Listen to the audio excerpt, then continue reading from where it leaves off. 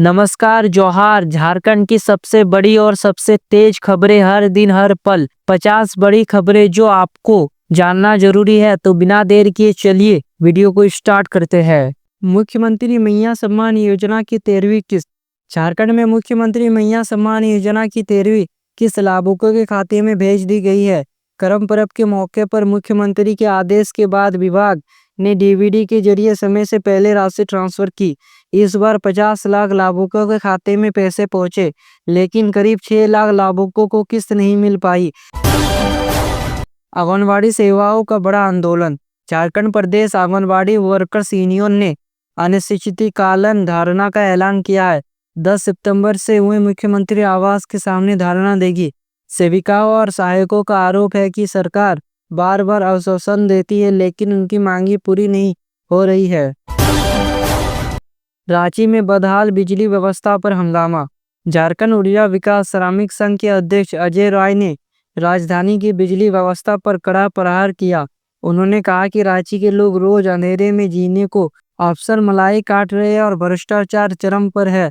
आरोप कार्यपालिका अभियंता, असिस्टेंट इंजीनियर और जूनियर इंजीनियर पिछले 5 साल से रांची में ही जमे हुए हैं। सवाल, क्या सरकार इतनी कमजोर है कि उन्हें हटा नहीं सकती? जेएमएम नेता मिथिलेश ठाकुर का सम्मान समारोह। जेएमएम के केंद्रीय महासचिव और पूर्व मंत्री मिथिलेश ठाकुर के आवास पर समारोह आयोजित हुआ। जिला कमेटी के नियुक्त पदाधिकारियों को शॉल, माला और बुके देकर सम्मानित किया गया। ठाकुर ने कहा, संगठन की असली ताकत कार्यकर्ताओं होते हैं, नीतियां नहीं। उन्होंने कार्यकर्ताओं से अपील की है कि वे ईमानदारी और निष्ठा से जिम्मेदारी निभाएं। बाबूलाल मरांडी का सरकार पर हमला। भाजपा प्रदेश अध्यक्ष और नेता प्रतिपक्ष बाबूलाल मरांडी ने झारखंड सरकार को घेरा। सूर हंसदा की हत्या और नगरी में आदिवासियों की जमीन छीन जाने का मुद्दा उठाया। भाजपा ने ऐलान किया है कि 11 सितंबर को राज्य के सभी 216 प्रखंडों में जोरदार प्रदर्शन होगा। प्रखंड स्तर पर राज्यपाल के नाम ज्ञापन भी सौंपा जाएगा।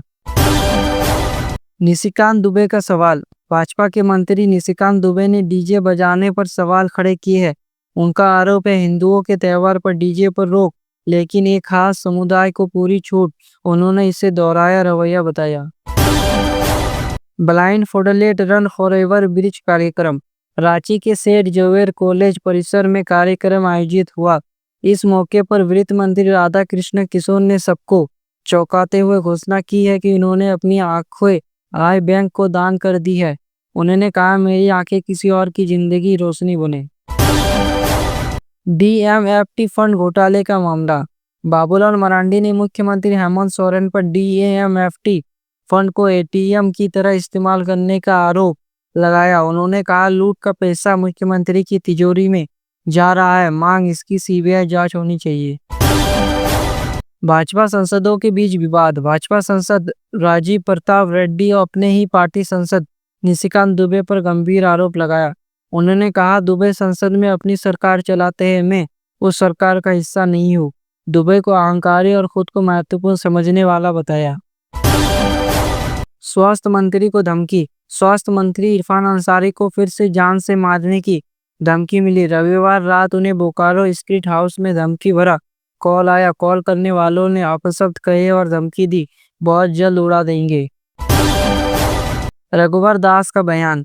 पूर्व मुख्यमंत्री रघुवर दास ने कहा कि झारखंड में नाबालिग बेटियों भी सुरक्षित नहीं है। अपराधी खुलेआम घूम रहे हैं और सरकार सिर्फ कुर्सी बचाने में लगी है। सवाल, क्या यही सुरक्षित झारखंड है? पुतुल सहदेव का हमला। भाजपा नेता पुतुल सहदेव ने कहा कि हत्या, लूट और गोलीकांड आम हो गए हैं। रांची में जमीन कारोबारी की हत्या और रामगढ़ में लूट का जिक्र किया। सरकार पर आरोप, जनता खून में लथपथ है और ये कुर्सी की राजनीति में व्यस्त है। सूर हंसदा प्रकरण पर भाजपा का आंदोलन। भाजपा ने 11 सितंबर को राज्यव्यापी प्रदर्शन का ऐलान किया। बाबूलाल मरांडी ने कहा कि सूर हंसदा ने अवैध खनन और पत्थर तस्करी के खिलाफ आवाज उठाई थी। आरोप, माफिया और उनको संरक्षकों को सुनिश्चित हत्या कराई। पाकुड़ में अवैध लॉटरी का खेल। महेशपुर थाना क्षेत्र में लॉटरी का अवैध कारोबार तेज से फैल रहा है। हजारों गरीब परिवार बर्बाद हो रहे हैं। आरोपियों में बीरबल अंसारी और शेख अंसारी का नाम जिन्हें नेता और अफसरों का संरक्षण इस धंधे के बांग्लादेश से भी कनेक्शन बताए जा रहे हैं।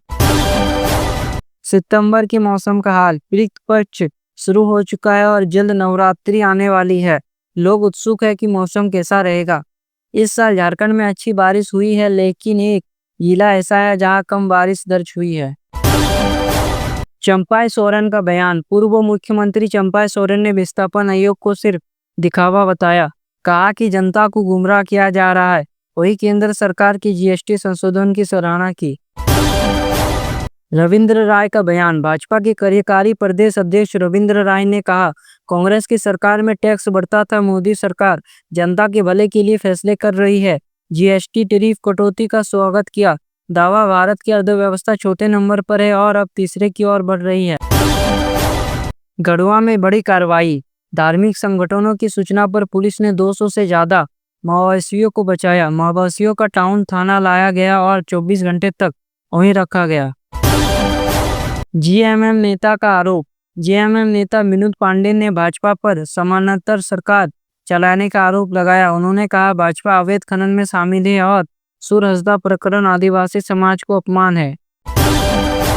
कांग्रेस का पलटवार। कांग्रेस नेता राकेश सिन्हा ने भाजपा पर आरोप लगाया, भाजपा अपराधियों को बढ़ावा देती है, वरिष्ठ नेता ऊंचे पदों पर बैठे हैं। सुरहसदा का इनकाउंटर पुलिस कार्रवाई थी, भाजपा इसे राजनीतिक रंग दे रही है। बाल विवाह रोकने की नई जिम्मेदारी। अब बाल विवाह रोकने की जिम्मेदारी केवल डीसी बीडीओ तक सीमित नहीं, सामाजिक कल्याण निदेशक व मंडलीय आयुक्त, एसडीएम, एसडीओपी, पंचायत सचिव आदि भी जिम्मेदार होंगे। मंत्री दीपिका पांडे सिंह का बयान। उन्होंने कहा, हमारी सरकार हर वर्ग में विकास के लिए काम कर रही है। सड़क, आवास योजना और मैया सम्मान योजना की सफलता गिनाई। भाजपा पर आरोप लगाया, उन्होंने षड्यंत्र करके मुख्यमंत्री को जेल भिजवाया। धनबाद ट्रैफिक पुलिस का अभियान। बाइक चालक और पीछे बैठने वाले दोनों को हेलमेट पहनना अनिवार्य। हेलमेट नहीं पहना तो पेट्रोल पंप से पेट्रोल नहीं मिलेगा।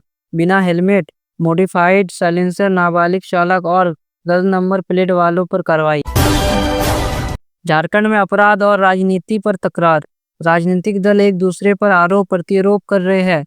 भाजपा का कहना है हेमंत सरकार अपराधियों को संरक्षण दे रही है।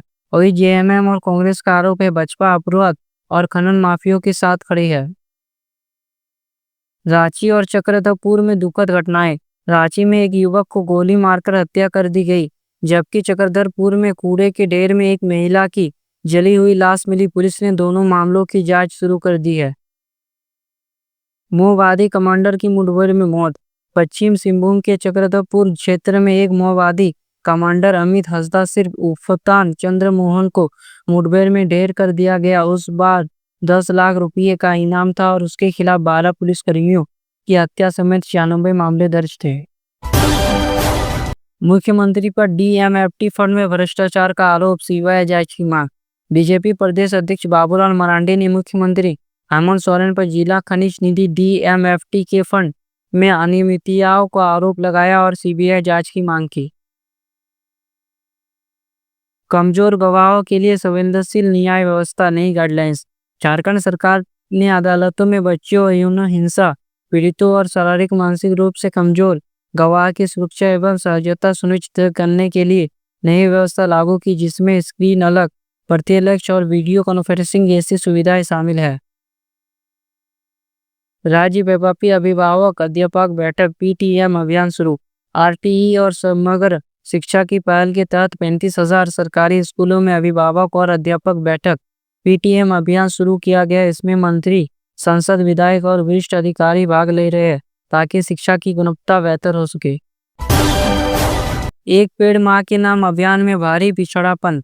एक पेड़ मां के नाम पौधारोपण अभियान में सरकार स्कूलों से सेट किए गए लक्ष्य को केवल 35.95% ही पूरा कर सकी। 14,40,709 पौधे लगाए गए, जबकि लक्ष्य 40 लाख से अधिक था। गुमला और लातेहार जिलों में बाकियों से बेहतर प्रदर्शन किया।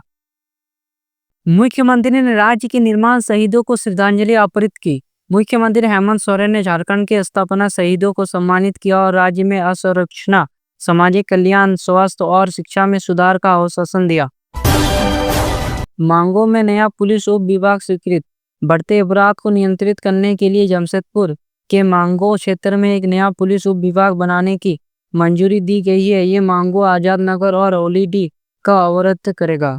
और अगर आपको लगता है कि झारखंड की असली खबरें जानना जरूरी है, अगर आपको लगता है कि मीडिया सिर्फ दिखावा करता है और असली मुद्दे दबा जाते हैं, तो दो काम जरूर कीजिए। पहला, इस वीडियो को अभी अपने व्हाट्सएप ग्रुप, फेसबुक और परिवार के साथ शेयर कीजिए ताकि हर झारखंड वासी को पता चले कि उनके राज्य में क्या चल रहा है।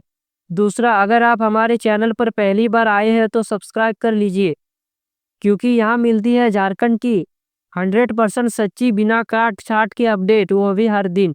साथ में बेल आइकन को दबाना मत भूलिए ताकि अगली बार जब झारखंड में कोई बड़ी खबर आए तो सबसे पहले आपको मिले। तो मिलते हैं अगले वीडियो में, तब तक के लिए जय हिंद, वंदे मातरम।